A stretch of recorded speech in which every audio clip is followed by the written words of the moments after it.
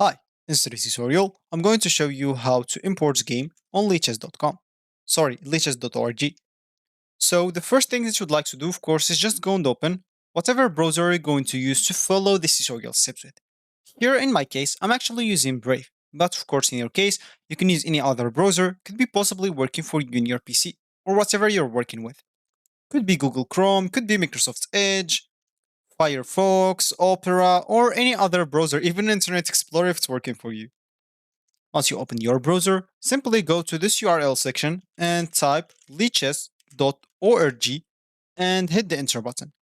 That should take you to this page, which is going to be the home screen or the main screen of lichess.org.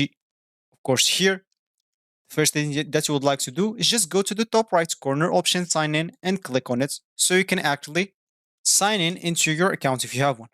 If you don't have an account, make sure to go and click on register so you can actually create an account in here. So for me, let me do that and I'm coming back. So once you're logged in or sign in or even create an account, you'll find yourself with this home screen or this main screen on the list on the lichess.org website. And of course, you'll find your username here at the top right corner. That means you're signed in. And from here, you can do a lot of other stuff. So as I said in the beginning of this tutorials, would like to import a game. And of course, if you want to do that, let's as an example, let's just start a normal game here. Let's just play some random moves because it actually does not matter.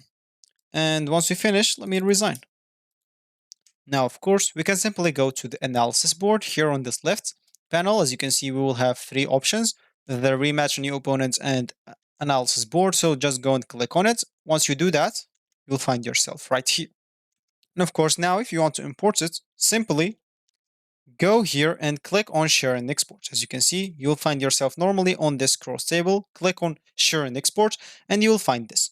As you can see here, you will find the link of it if you want to share it, and you can even download it as PGN. As you can see, download annotated, and of course you can even download it raw.